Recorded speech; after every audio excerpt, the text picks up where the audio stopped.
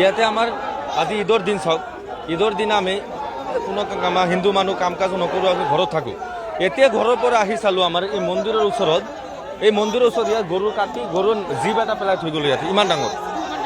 এইটো গাঁও বৰপুখুৰী, হোজাই সমষ্টি বৰপুখুৰী গাঁওখন, যোগীজান ৰোড। আমি এইকাৰণে আজি হোজাইৰ পৰা যোগীজান ৰাস্তা পূৰা বন্ধ কৰি দিছোঁ। এতিয়া এটা মানুহ আছে পগলা মানুহ, এই পগলা মানুহটো ঘৰতে আহি পেলাই থৈ গ'ল নিষিদ্ধ মাংস। চাওক আজি আমি ক'ত আছোঁ, বাংলাদেশ আছোঁ না পাকিস্তান আছোঁ?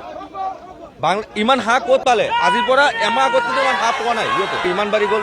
যোৱাকালিলৈকে কাটিত আমাৰ অসমীয়া মানুহবিলাকক খেদি গ'ল, আৰু আজি আমাৰ বৰপুখুৰী মন্দিৰৰ ওচৰত আহি ঘৰত আহি মাংস পেলাই থৈ যায়, নিষিদ্ধ মাংস। চাওকচোন বাৰু,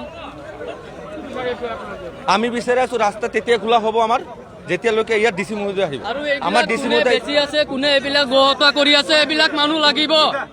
প্ৰশাসনক এইটোৱে আমি একদম এইটো মানুহ লাগিব, এইবিলাক কোনে বেছি আছে। আজিকালি এই আগতে ৰাস্তাত পেলাই থৈ যায়, এতিয়া ঘৰত পেলাই থৈ গৈছে, মন্দিৰৰ ওচৰত মানুহৰ ঘৰত পেলাই থৈ গৈছে, এই পিছফালে ঘৰ এটাত পেলাই থৈ গৈছে।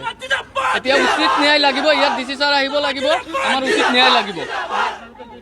এতিয়া ৰাস্তা বন্ধ থাকিব, এইটো নখোলে। জয় শ্ৰীৰাম।